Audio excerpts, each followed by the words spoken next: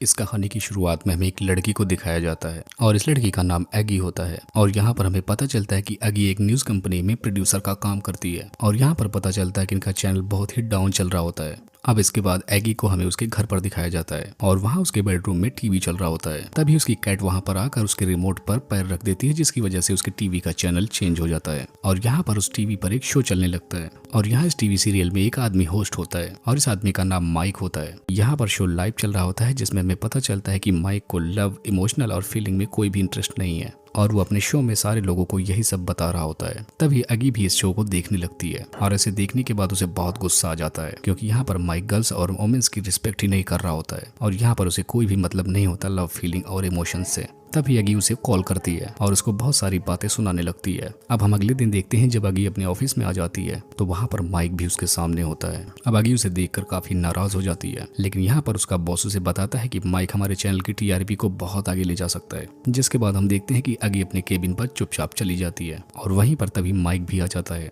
यहाँ पर एगी इरिटेट हो जाती है क्योंकि वो माइक को बिल्कुल भी पसंद नहीं करती है। तब यहाँ पर एगी उसे बताती है कि कल तुम्हारी शो पर जिससे बात हुई थी वो मैं ही थी, लेकिन ऐसा सुनने के बाद भी माइक उसकी तारीफ करके वहाँ से चला जाता है। अब यहाँ पर एगी को हम फिर से घर पर देखते हैं जहाँ पर उसकी कैट उसकी फिश को खा जाती है और वहाँ के फ्लोर को गिरा देती है, जिसकी वजह से वो टूट भी जाता है, जिसकी वजह से एगी को बहुत गुस्सा आ जाता है और वो कैट के पीछे पीछे जाकर एक पेड़ पर चढ़ जाती है। तभी उसे वहाँ पर अपनी खिड़की के सामने बहुत ही हॉट सा आदमी नहाकर निकला होता है और उस आदमी का नाम कॉलिन होता है। यहाँ पर एगी उसे पहले ही देखकर बहुत पसंद आ जाता है और इसी दौरान एगी जिस पर होती है वो पेड़ की डाल टूट जाती है और वहाँ पर एगी पेड़ पर उल्टा लटक जाती है, लेकिन वो आदमी इस दौरान देख लेता है और एगी को बचाने के लिए फौरन वहाँ पर आता है। अब यहाँ पर एगी बहुत खुश होती है क्योंकि उसे उसका ड्रीम पार्टनर मिल गया था। अब इसके बाद हमें अगले सीन में दिखाया जाता है कि एगी और माइक एक साथ अपने ऑफिस में बैठे होते हैं। तभी यहाँ पर एगी माइक को जलाने के लिए कॉलिन को फोन लगा देती है और वहाँ फोन पर उसको डिनर के लिए इनवाइट करती है, लेकिन यहाँ पर कॉलिन मना कर देता है क्योंकि उसके पास टाइम नहीं होता है। जिसके बाद माइक भी उसका फोन कट करवा देता है। तब यहाँ पर माइक उसे बताता है कि वो तुम्हें भाव नहीं दे रहा है और जैसा अब मैं बताता हूँ तुम वैसे ही करती जाओ, वो तुम्हारे पीछे पीछे खुद ही भागता आएगा। जिसके बाद एगी माइक की बात को मान जाती है। जिसके बाद हम देखते हैं कि माइक एगी को एक कॉफी शॉप पर लेकर जाता है और वहाँ पर वो उसे सारे रूल्स और रेगुलेशंस को समझाता है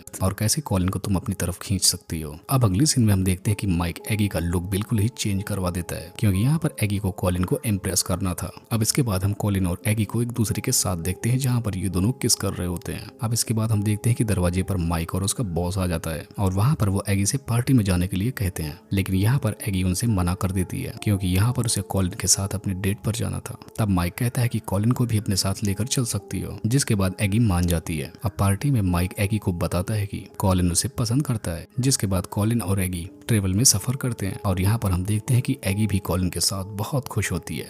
अब इसके बाद सीन शिफ्ट होता है जहाँ पर हम देखते हैं कि माइक को भी कुछ कुछ फील होने लगा था, जिसके बाद वो एगी को लेकर सैड सा होने लगा था और यहाँ पर हम जान पाते हैं कि एगी के लिए उसके दिल में जगह बनती जा रही थी। यहाँ पर एगी को लव का पाठ पढ़ाते पढ़ाते शायद उसे खुद प्यार हो गया था। जिसके बाद हम एगी और माइक को लिफ्ट के अंदर देखते हैं और यहाँ पर ये दोनों एक दूसरे को किस करने लगते हैं। जिसके बाद हम देखते हैं कि माइक वहाँ से जाने लगता है। अब यहाँ पर एगी अपने रूम में जाकर फील कर रही होती है, इतने में वहाँ पर कॉलिन भी आ जाता है। जिसके बाद हम देखते हैं कि माइक भी एगी के रूम पर जाकर उसके डोर को नॉक करता है, लेकिन यहाँ पर उसका डोर कॉलिन ओपन करता है। तब यहाँ पर माइक कुछ भी नहीं बोलता। अब वो जाने लगता है, तभी उसके पीछे से अचानक से एगी आने लगती है और यहाँ पर वो उससे सवाल करने लगती है कि आखिर तुम यहाँ पर क्यों आए थे, क्योंकि अब यहाँ पर एगी भी माइक के लिए कुछ फील करने लगी थी और यहाँ पर जिस प्यार को पाने के लिए उसे खुद को बदलना पड़ा था, अब उसे वो भूलना चाहती थी क्योंकि उसे लग रहा था कि उसे माइक के साथ रहने के लिए कुछ भी चेंज करने की कोई जरूरत नहीं है और वो माइक के साथ खुद को सेफ भी फील करती थी। जिसके बाद हम देखते हैं कि अब माइक वहाँ से जाने लगता है। अब एगी अपने रूम में होती है। तब वो कॉलिन से पूछने लगती है कि तुम कैसी लड़कियों को पसंद करते हो। तब यहाँ पर कॉलिन उसे बताता है जो लड़की बहुत स्मार्ट हो या ब्यूटीफुल हो। तब यहाँ पर एगी उसे बताती है कि मैं इन दोनों में से नहीं हूँ